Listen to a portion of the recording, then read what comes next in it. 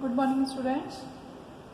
आज हम class 12 Hindi medium और इंग्लिश मीडियम का चैप्टर 7 स्टार्ट कर रहे हैं। ठीक है, देखिए चैप्टर 7 क्या है। चैप्टर 7 जो है वो है P block elements. P block के बारे में पढ़ना है हमें। ठीक है, सबसे इम्पॉर्टेंट चीज़ तो ये है कि देखिए ये चैप्टर काफ़ी कुछ 11 से मिलते जुलते हैं। 11th में हमने पीरियोडिक ट्रेंड्स पढ़े थे, पीरियोडिसिटी पढ़ी थी। ठीक है, और इसके अलावा हमने 13 और 14 ग्रुप भी पढ़ा था। तो अब हम जब यहाँ पर पी ब्लॉक में इस चैप्टर्स में हम क्या क्या पढ़ेंगे। देखिए पी ब्लॉक में आपको पता है पी ब्लॉक किस चीज़ को रिप्रेजेंट करता है। ग्रुप 13 से लेकर 18 तक, यानी जब हम पीरियोडिक टेबल पढ़ते हैं तो 13 से लेकर 18 तक का जो वर्ग है, जो ग्रुप है, वो सारा का सारा क्या कहलाता है, पी ब्लॉक एलिमेंट कहलाता है। और इसी का दूसरा नाम क्या है, रिप्रेजेंटेटिव एलिमेंट्स या प्रसामान्य तत्व। प्रसामान्य तत्व है, रिप्रेजेंटेटिव क्यों कहला रहे हैं, क्योंकि ये ग्रुप को रिप्रेजेंट कर रहे हैं। जैसे हम ग्रुप 13 की बात करें तो कहीं भी यदि ग्रुप 13 नहीं लिखा हुआ तो उसकी जगह क्या लिखा हुआ होगा, बोरोन फैमिली लिखा हुआ होगा। ठीक है, यदि 14 ग्रुप की बात करें तो वो कार्बन फैमिली होगा, मतलब वो किसी चीज को रिप्रेजेंट कर रहे हैं। ठीक है, तो ग्रुप 13 से 18 तक पी ब्लॉक एलिमेंट्स होते हैं। पी ब्लॉक एलिमेंट क्यों होते हैं, क्योंकि इसमें जो लास्ट इलेक्ट्रॉन है वो कौन से सबशेल में जाता है, कौन से ऑर्बिट में जाता है, पी में। पी कक्षक में इलेक्ट्रॉन भरे जाते हैं, इसलिए पी ब्लॉक एलिमेंट्स कहलाते हैं। ठीक है, अब 13 और 14 हमने 11th में पढ़ लिए हैं। 13 बोरोन फैमिली थी और 14 कार्बन फैमिली थी। अब हमारे पास जो आ रही है दैट इज 15, ग्रुप 15 के बारे में हम पढ़ेंगे। तो अभी मैं आपको ग्रुप 15 की जो एक जनरल कैरेक्टरिस्टिक्स हैं उनके बारे में बता रही हूँ, सामान्य विशेषताएं जो कि आपको आनी चाहिए, क्योंकि जरूरी नहीं है इसमें क्वेश्चन बहुत एलिमेंट्री, ये चैप्टर जो है वो बहुत ज़्यादा 11 से रिलेटेड है। तो 11 की चीज़ें हमें आनी चाहिए, यदि हमें नहीं आती है तो अब हमें उन्हें पढ़ना पड़ेगा।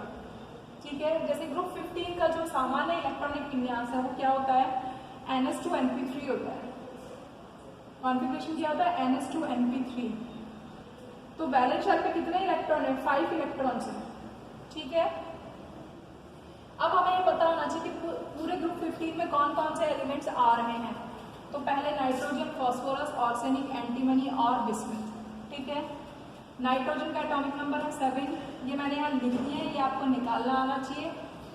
नाइट्रोजन के बाद फास्फोरस है तो कितने इलेक्ट्रॉन ऐड हो गए, 8, क्योंकि 8 एलिमेंट आ गए। आप पीरियोडिक टेबल को खोलकर बैठेंगे तो आपको पता पड़ेगा कि यहाँ पर 8 आ गए, यहाँ पर 18 आ गए। 18 फिर से जुड़े, फिर यहाँ पर फिर 18 आए और यहाँ पर 32 आ गए। ठीक है, तो आपको इस तरीके से निकालना आना चाहिए, क्योंकि एक क्वेश्चन तो इसी पर ही बन जाएगा। कोई सा भी कॉन्फ़िगरेशन पूछेगा वो आपसे, और कॉन्फ़िगरेशन आप तभी निकाल पाएंगे जब आपको वो आता है। ठीक है, तो आपको ये तो मैंने शॉर्ट में लिख दिया है कि helium 2s2 2p3, neon 3s2 3p3, इसके लिए आर्गन 3d10 4s2 4p3। आपको ये जो टोटल यहाँ पर जो आपने कॉन्फ़िगरेशन लिखा है इसका टोटल नंबर ऑफ इलेक्ट्रॉन्स का जब आप सम करेंगे तो वो उसके एटॉमिक नंबर के बराबर आना चाहिए। ऐसा नहीं कि सिर्फ 4s2 4p3 5s2 5p3 इस तरीके से यदि आपने लिख दिया तो वो रॉन्ग हो जाएगा। टोटल नंबर ऑफ इलेक्ट्रॉन्स को आपको काउंट करना है कि वो वाकई में जो एटॉमिक नंबर बैठ रहा है उसके बराबर है कि नहीं। ठीक है, तो ये इनका इलेक्ट्रॉनिक कॉन्फ़िगरेशन हो गया। ठीक, अब हम इसकी कुछ प्रॉपर्टीज पर आते हैं कि प्रॉपर्टीज क्या है। तो इलेक्ट्रॉनिक कॉन्फ़िगरेशन तो ये है। ठीक है, अब यदि मान लीजिए इसमें यहाँ पर पूछ लिया जाए कि वैलेंस शेल इलेक्ट्रॉन्स कितने हैं, 5 इलेक्ट्रॉन्स है। ये भी वैलेंस शेल है और ये भी वैलेंस शेल है, ये आपको पता होना चाहिए। ठीक है, पी ब्लॉक का एलिमेंट क्यों है, क्योंकि पी में जा रहा है। यहाँ पर आपसे वो पूछ सकते हैं प्रिंसिपल क्वांटम नंबर क्या है, 5। ठीक है, अब आप जब यहाँ पर फिर सेकंड प्रॉपर्टी हमारी आती है एटॉमिक एंड आयनिक रेडियस। ठीक है, कि जो रेडियस है, यदि हम ग्रुप में ऊपर से नीचे, हम देखिए जनरली ग्रुप की बात करेंगे, हम ऊपर से नीचे जब टॉप टू बॉटम जाते हैं, ये जो मैंने एरो का साइड बनाया है ये डिक्रीज का है और टॉप टू बॉटम का है। तो अभी मैं आपको यहाँ पर बता रही हूँ कि जब हम टॉप टू बॉटम जाते हैं तो हम देखते हैं कि साइज जो है वो इंक्रीज हो रहा है। ऊपर से नीचे जाने पर क्या हो रहा है, नाइट्रोजन का साइज इतना सा था, फास्फोरस का उससे थोड़ा बड़ा था, आर्सेनिक का और भी बड़ा था, एंटीमनी का उससे भी ज्यादा बड़ा था और बिस्मुथ का तो और भी बड़ा था। ठीक है, यदि हम ऐसा कहें तो ऊपर से नीचे जाने पर साइज इंक्रीज हो रहा है। तो साइज इंक्रीज क्यों हो रहा है, क्यों हो रहा है साइज इंक्रीज, बताइए जरा। क्योंकि शेल इंक्रीज हो रहा है। ग्रुप में ऊपर से नीचे जाते तो शेल इंक्रीज होता है। ठीक है, लेकिन हम देखते हैं तो एटॉमिक और आनिक रेडियाई में यही होता है। लेकिन हम जब हम ऊपर से नीचे जाते हैं तो हम देखते हैं कि आर्सेनिक से लेकर जब हम बिस्मुथ तक जाते हैं तो हम वहां देखते हैं कि वहां इंक्रीज तो होता है, लेकिन increase is less. Increase is less का मतलब जितनी इंक्रीज होनी चाहिए, जितनी बढ़ोतरी होनी चाहिए उतनी नहीं हो रही, हो तो रही है पर लेस हो रही है। ठीक है, यानी हम कह सकते हैं थोड़ा डिक्रीज हो गया। लेस इंक्रीज का मतलब थोड़ा डिक्रीज हो गया। ऐसा क्यों हो गया, क्योंकि यहाँ पर क्या आ गए, हैवियर एलिमेंट आ गए। ये एलिमेंट्स कैसे हैं, हैवियर एलिमेंट है, भारी तत्व आ गए नीचे। भारी क्यों आ गए, क्योंकि इनमें यहाँ पर देखो डी में इलेक्ट्रॉन आने लग गए। डी और एफ में इलेक्ट्रॉन आने के कारण ही आर्सेनिक और बिस्मुथ जो है उनका जो साइज है वो उतना नहीं बढ़ता जितना कि बढ़ना चाहिए। फिर नेक्स्ट प्रॉपर्टी है आयनाइजेशन एंथैल्पी। आयनाइजेशन एंथैल्पी क्या थी, आयनाइजेशन एंथैल्पी का मतलब है कि किसी भी एलिमेंट की आइसोलेटेड गैसियस फेज में इलेक्ट्रॉन निकालने के लिए हमें जितनी भी एनर्जी की रिक्वायरमेंट होती है that is called ionisation enthalpy. ठीक है, तो आपको ये डेफिनेशन भी पता होनी चाहिए आयनाइजेशन एंथैल्पी क्या है।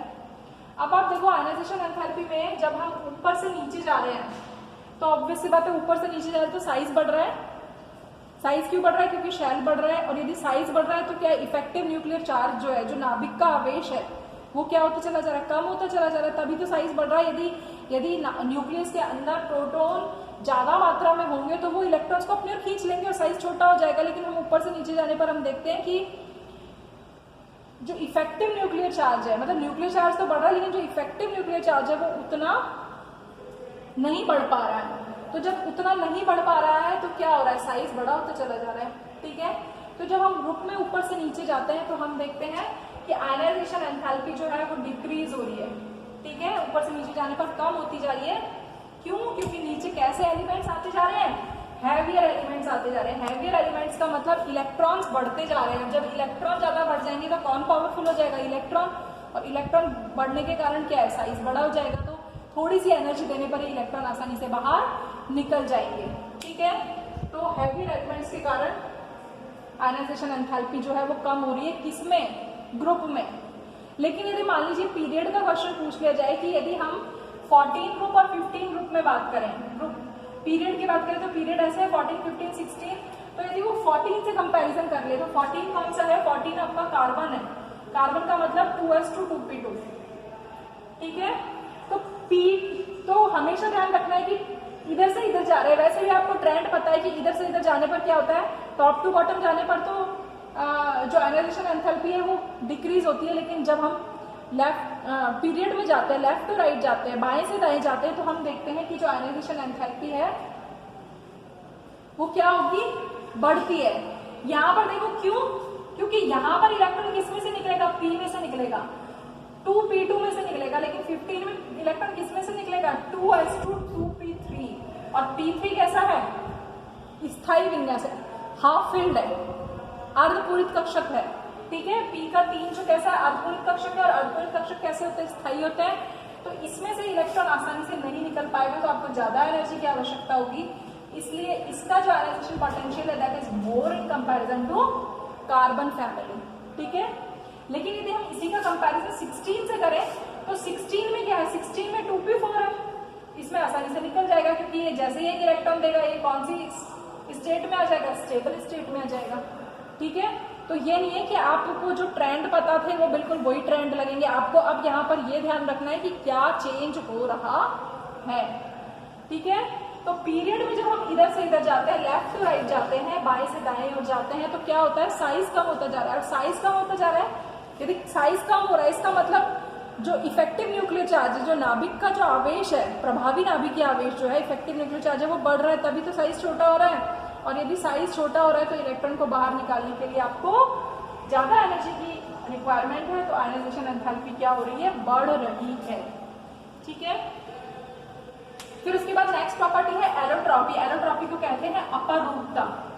अपरूपता का मतलब ये एलिमेंट और भी रूपों में पाए जाते हैं, और भी फॉर्म में पाए जाते हैं। ठीक है, तो ये एरोट्रॉपी शो करते हैं ये वाले ग्रुप के एलिमेंट्स, एक्सेप्ट नाइट्रोजन। नाइट्रोजन नहीं करता है, ठीक है। फिर उसके बाद आता है कैटिनेशन। कैटिनेशन आपने पढ़ा हुआ है, ठीक है। कैटिनेशन क्या होता है? कैटिनेशन का मतलब श्रृंखलन, हिंदी में जिसे श्रृंखलन कहते हैं, मीन्स श्रृंखला बनाने की प्रॉपर्टी, मीन्स लंबी लंबी चेन बनाना, रिंग बनाना, वलय बनाना। तो ये प्रॉपर्टी, कैटिनेशन की प्रॉपर्टी सबसे ज्यादा किस में पाई जाती है? सबसे ज्यादा यदि सभी ग्रुप्स में पूछा जाए तो कार्बन में सबसे ज्यादा कैटिनेशन पाया जा रहा था। लेकिन उसके अलावा कार्बन को यदि हम छोड़ दें तो कार्बन के बाद यदि और प्रायोरिटीज को देखा जाए तो जो यहाँ पर है आपके फॉस्फोरस भी कैटिनेशन को शो करता है, चेन भी बना लेता है, साइकिल भी बना लेता है, ठीक है। नाइट्रोजन उतना शो नहीं करता क्योंकि नाइट्रोजन का साइज छोटा है, तो साइज छोटा होने के कारण क्या है, और उसके पास लोन पेयर होता है तो वो रिपल्शन के चांसेस बहुत ज्यादा रहते हैं। तो कैटिनेशन भी शो करता है, फॉस्फोरस में खूब अच्छे से ऑब्जर्व होती है ये चीज। फिर उसके बाद आपके पास आ जाती है ऑक्सीडेशन स्टेट। ऑक्सीडेशन स्टेट क्या है? ऑक्सीडेशन स्टेट का मतलब है, देखिए यदि आप एलिमेंट्स को देखें तो वैसे तो इसकी ऑक्सीडेशन स्टेट कितनी होनी चाहिए? 5 होनी चाहिए। तो इसकी जो सामान्य ऑक्सीडेशन स्टेट है वो कौन कौन सी है? -3, +3 और +5। ये तीनों ऑक्सीडेशन स्टेट इसकी सामान्य ऑक्सीडेशन स्टेट है। लेकिन ये -3 से लेकर -5 तक, -3 से लेकर +5 तक सारी ऑक्सीडेशन स्टेट्स को शो करता है। यानी ऑक्सीकरण अवस्था सिर्फ अब ये नहीं है कि सिर्फ वो 5 ऑक्सीकरण अवस्था या 3 ऑक्सीकरण अवस्थाएं शो करेगा, बहुत सारी ऑक्सीकरण अवस्थाएं प्रदर्शित करता है। कैसे? कौन कौन से एग्जाम्पल्स है ये आपको ध्यान रखना है। जैसे फॉर एग्जाम्पल NO है, तो NO में यहाँ पर देखो कितनी होगी इसकी? +2 होगी क्योंकि ऑक्सीजन की कितनी है? -2। तो यहाँ पर नाइट्रोजन की ऑक्सीडेशन स्टेट कितनी होगी? +2। यहाँ पर देखो, यहाँ पर -2 है तो यहाँ पर +2 होगी, तो एक नाइट्रोजन की कितनी हो गई? +1 हो गई। यहाँ पर देखो ऑक्सीजन की, यहाँ पर -6 है तो यहाँ पर कितनी हो गई? +6। तो नाइट्रोजन की कितनी हो गई? +3 हो गई। समझ में आ रहा है? तो ऐसे -3 से लेकर 5 तक की ऑक्सीडेशन स्टेट्स शो करता है। तो अलग अलग कंपाउंड में आपको ऑक्सीकरण अवस्थाएं निकालनी आनी चाहिए। फिर जो नाइट्रोजन है वो 5 कोवैलेंसी नहीं शो करता। मतलब जैसे PCl5 बनता है, PCl5 आपने पढ़ा है, PCl3 भी बनता है और PCl5 भी बनता है। यदि PCl3 बन रहा है तो फॉस्फोरस का यहाँ पर ऑक्सीडेशन नंबर कितना है? +3। और यदि PCl5 बन रहा है तो +5। तो अभी आपको बताया +3 +5 दोनों शो कर रहा है, यानी -3 से लेकर +5 तक सारी शो करता है, ठीक है। लेकिन आप देखो कि NCl3 नहीं बनता, सॉरी NCl5 नहीं बनता, NCl5 नहीं बनता, यानी कि नाइट्रोजन की जो है वो +5 स्टेट में NCl5 नहीं बनता। आप ऐसे कह सकते हो कि नाइट्रोजन जो है वो 5 कोवैलेंसी को शो नहीं करता, 5 सहसंयोजक 5 सहसंयोजकता को प्रदर्शित नहीं करता। क्यों नहीं करता? क्योंकि नाइट्रोजन के पास क्या है? D कक्षक ही नहीं है। एक बात बताओ, नाइट्रोजन का कॉन्फ़िगरेशन लिखिए आप। तो नाइट्रोजन का कॉन्फ़िगरेशन लिखिए, कैसे लिखेंगे? नाइट्रोजन है 1s2 2s2 2p3, ठीक है। 2p3 1 2 3 इलेक्ट्रॉन है इसके पास, 2 है। अब इसके पास 2 इलेक्ट्रॉन, तो एक इलेक्ट्रॉन कूद के इधर जा सकता है। यदि एक इलेक्ट्रॉन मान लीजिए यहाँ कूद कर चला जाए तो 5 कोवैलेंसी यानी 5 बॉन्ड बना पाएगा, ये 5 शेयरिंग कर पाएगा। लेकिन ये इलेक्ट्रॉन यहाँ से कूदता ही नहीं है। तो कोई बता सकता है ये इलेक्ट्रॉन क्यों नहीं कूदता? क्योंकि 2 में D होता ही नहीं है। 2 कितना होता है? 3 से स्टार्ट होती है D, 3D। यदि n का नंबर 2 है तो L कितने होंगे? 2 ही तो होंगे। कौन कौन से? S और P। तो D तो होता ही नहीं है। तो D absence of D orbitals, D कक्षकों की अनुपस्थिति के कारण नाइट्रोजन जो है वो 5 कोवैलेंसी शो नहीं करता। It's an very important question, ठीक है। फिर उसके बाद आप देखिए कि हम जैसे जैसे ऊपर से नीचे जाते हैं तो इसका मतलब एक एलिमेंट में +3 भी मतलब यदि हम एक ग्रुप की बात करें तो हमने 13 और 14 एलिमेंट में भी यही पढ़ा था, 13वें और 14वें ग्रुप में भी, कि जो ऑक्सीकरण अवस्थाएं होती हैं एक ही ग्रुप की, उसमें दो का फर्क होता है। तो ये +3 भी शो कर सकता है, +5 भी शो कर सकता है, ठीक है। ये +3 भी शो कर सकता है। ये यदि 3 इलेक्ट्रॉन को लॉस करेगा, मतलब ये +3 भी शो कर सकता है और 3 और 2 5 भी शो कर सकता है, ठीक है। तो हम ऊपर से नीचे जैसे जैसे हम टॉप टू बॉटम जाते हैं हम देखते हैं कि +3 ऑक्सीडेशन स्टेट जो है कि जो स्टेबिलिटी है, स्थायित्व है, +3 का स्थायित्व ऊपर से नीचे जाने पर क्या हो रहा है, बढ़ रहा है, इंक्रीज हो रहा है। जैसे जैसे हम ऊपर से नीचे जाएंगे +3 की स्टेबिलिटी तो बढ़ेगी और +5 की स्टेबिलिटी घटेगी। ऐसा क्यों होता है? ऐसा होता है अक्रिय युग्म प्रभाव के कारण, इनर्ट पेयर इफेक्ट के कारण। ये भी हमने पढ़ा था। इनर्ट पेयर इफेक्ट का मतलब जैसे जैसे हम ऊपर से नीचे जाते हैं तो भारी तत्व जब आते हैं, हेवियर एलिमेंट आते हैं, तो उनमें जो s इलेक्ट्रॉन है वो बॉन्डिंग में पार्टिसिपेट नहीं करते। तो उस इनर्ट पेयर इफेक्ट के कारण क्या हो जाता है, नीचे जो है वो 2 इलेक्ट्रॉन पार्टिसिपेट ही नहीं करते, तो +3 ही जो है वो स्टेबल रहती है, ठीक है। तो ये आपको ध्यान रखना है कि स्टेबिलिटी +3 की ऊपर से नीचे जाने पर बढ़ती है। यदि +3 की बढ़ रही है तो +5 की ऑब्वियस सी बात है उसकी जस्ट रिवर्स होगी, ठीक है। इसके अलावा 13 ग्रुप के एलिमेंट्स डिस्प्रपोर्शनेशन रिएक्शन भी करते हैं। ये रिएक्शंस क्या कहलाती है? विसमानुपातन। क्या होता है विसमानुपातन? कौन बताएगा? विसमानुपातन का मतलब क्या था? हमने रिडॉक्स रिएक्शंस में टाइप पढ़ा था, ऑक्सीकरण अपचयन विभव में हमने ये पढ़ा हुआ है। ऑक्सीकरण अपचयन की जो हमने चैप्टर पढ़ा था 11th में, विसमानुपातन पढ़ा था कि यदि एक ही तत्व का एक ही अभिक्रिया में ऑक्सीकरण और अपचयन साथ साथ हो रहा है तो उसे हम विसमानुपातन, डिस्प्रपोर्शनेशन रिएक्शन कहते हैं। तो ऐसी बहुत सारी रिएक्शन है जिसमें कि यहाँ पर विसमानुपातन होता है, ठीक है। उसके अलावा नेक्स्ट प्रॉपर्टी देखिए कि यदि 13 ग्रुप के एलिमेंट ले लिए जाए, ठीक है। अब 13 ग्रुप जो आपका है वो nitrogen, phosphorus, arsenic, antimony, bismuth इस तरीके से है। तो आपको पता है यहाँ पर यदि आप पीरियोडिक टेबल देखेंगे तो इस तरीके से ऐसे ऐसे बना हुआ था।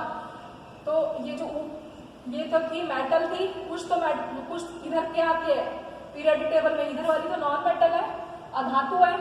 जो इस लाइन पर आ रही है वो कैसी है? उपधातु है, और जो इधर आ रही है वो कैसी है? मेटल है, ठीक है। तो इस 15 ग्रुप में भी धातु, अधातु और उपधातु तीनों चीजें प्रेजेंट है, ठीक है।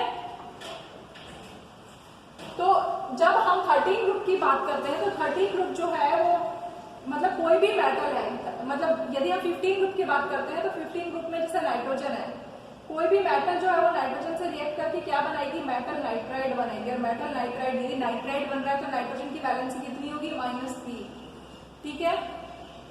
ठीक इसी तरीके से 15 ग्रुप जो 15वां समूह है उसकी जो भी तत्व है, एलिमेंट्स है, वो हाइड्रोजन के साथ रिएक्ट करके क्या बनाते हैं? हाइड्राइड बनाते हैं, हाइड्राइड्स, ठीक है। जैसे NH3, PH3, ASH3, BiH3, SbH3, ये सारे जो हैं इनका आपको एक तो नाम बोलना आना चाहिए, ठीक है। ये क्या है? ये हाइड्राइड है क्योंकि सबने हाइड्रोजन से रिएक्ट किया है तो हाइड्राइड बनते हैं। अब आप देखो हाइड्राइड्स में क्या है, यहाँ से क्वेश्चन बनता है रीजनिंग का कि जब हम ऊपर से नीचे जाते हैं, टॉप टू बॉटम जाते हैं, तो हम देखते हैं कि ऊपर से नीचे जाने पर साइज बढ़ रहा है। ऊपर से नीचे जाने पर क्या हो रहा है? साइज बढ़ रहा है। साइज बढ़ रहा है तो बॉन्ड डिसोसिएशन एनर्जी जो है, बंध वियोजन ऊर्जा जो है, बंध को तोड़ने की एनर्जी जो है वो कम होती जा रही है। ऊपर से नीचे जाएंगे तो साइज बढ़ेगा, तो क्या है? बॉन्ड आसानी से टूट जाएगा ना। इसका मतलब बॉन्ड डिसोसिएशन एनर्जी जो बंध वियोजन ऊर्जा है वो कैसी हो जाएगी? कम हो जाएगी। और यदि बंध वियोजन ऊर्जा कम हो जाएगी तो वो चीज आसानी से टूट जाएगी, ठीक है। और यदि कुछ कोई भी हाइड्राइड आसानी से टूट जाएगा तो उसका तापीय स्थायित्व क्या हो जाएगा? कम हो जाएगा, ठीक है। तो आपको ये समझने की जरूरत है कि जब हम टॉप टू बॉटम जाते हैं, ऊपर से नीचे जाते हैं, तो बंध वियोजन ऊर्जा कम होती है, बॉन्ड डिसोसिएशन एनर्जी कम होती है, थर्मल स्टेबिलिटी भी कम होती है, ठीक है। और बेसिक स्ट्रेंथ भी कम होती है, ठीक है। ऊपर से नीचे जाने पर इनकी बेसिक स्ट्रेंथ जो है क्षारीय, ऊपर से नीचे जा रहे हैं, ऊपर से नीचे जाने पर साइज बढ़ रहा है, ठीक है। और इसके पास इलेक्ट्रॉन है ही नहीं, तो बेसिक स्ट्रेंथ भी ऊपर से नीचे जाने पर कम हो रही है। यदि हम मेटल की ऑक्सीजन से रिएक्शन करेंगे, मतलब मेटल का मतलब 15 ग्रुप की बात कर रही हूं मैं यहाँ पर, 15 ग्रुप, M इज रिप्रेजेंटिंग 15। यदि हम 15वां समूह जो है वो ऑक्सीजन के साथ रिएक्ट कराए तो क्या बनेगी? ऑक्साइड्स बनेगी। ऑक्साइड में 2 पॉसिबिलिटी है, या तो ट्राई ऑक्साइड बनेगा या तो पेंटाऑक्साइड बनेगा। यदि हम हाइड्रोजन के साथ रिएक्ट करेंगे 15 ग्रुप को तो ट्राई हैलाइड बनेगा या पेंटा हैलाइड बनेगा। यदि ट्राई हैलाइड बनेगा जैसे बना आपके PCl3, ठीक है। तो PCl3 का हाइब्रिडाइजेशन क्या होगा, संकरण क्या होगा, अब आपको निकालना आना चाहिए। ये नहीं है कि हमने 11वीं में नहीं पढ़ा था, ये मैं आपको बता चुकी हूँ। PCl3 का आप संकरण निकालेंगे, कैसा बनेगा, sp3, तो वो sp2 बनेगा। sp2 का मतलब sp2 यदि कोई संरचना है तो वो कैसी होगी, ट्राइगोनल प्लेनर, त्रिकोणीय समतल, ठीक है। त्रिकोणीय समतल बनेगी और जो कोण है वो 120 के बनेंगे। और यदि पेंटाहेलाइड बन रहा है, तो यदि पेंटाहेलाइड बन रहा है तो कैसी बनेगी, ट्राइगोनल बाइपिरामिडल। ट्राइगोनल बाइपिरामिडल का मतलब त्रिकोणीय द्विपिरामिडीय, ये भी आपको बताइए, ये PCl5 का संकरण भी आपको बताया हुआ है, तो आपने दोनों निकालने आने चाहिए, ठीक है। फिर उसके बाद है कि जो नाइट्रोजन है वो कैसा व्यवहार प्रदर्शित करता है, एनोमेलस व्यवहार प्रदर्शित करता है। एनोमेलस का मतलब है असामान्य व्यवहार प्रदर्शित करता है पंद्रहवें ग्रुप के अन्य सदस्यों की तुलना में। अदर एलिमेंट्स के कंपैरिजन में ये एनोमेलस बिहेवियर शो करता है। क्यों, क्योंकि इसका साइज कैसा है, स्मॉल है, ऊपर से नीचे का साइज, इसका साइज जो है वो स्मॉल होने के कारण, इसके डी कक्षक नहीं होने के कारण, इसकी इलेक्ट्रोनेगेटिविटी ज्यादा होने के कारण, ऊपर से नीचे जा रहे तो इलेक्ट्रोनेगेटिविटी भी क्या हो रही है, कम होती जाती है, ठीक है। और ऊपर से नीचे जाने पर कम होती जाती है। तो आप देखो इन सब में यदि आप nitrogen, phosphorus, arsenic, antimony, biscuit में आप देखोगे तो नाइट्रोजन ही ट्रिपल बॉन्ड बनाता है, नाइट्रोजन ही कार्बन के साथ भी ट्रिपल बॉन्ड बना है। तो मल्टीपल बॉन्ड बनाने की टेंडेंसी जो है वो सिर्फ नाइट्रोजन में ही है, बजाय कि अन्य सदस्यों के। तो ऐसा क्यों है, इसकी इलेक्ट्रोनेगेटिविटी या इसकी जो विद्युत ऋणता है वो ज्यादा होने के कारण है, ठीक है। और इसका आयनन एंथैल्पी जो है वो भी ज्यादा है।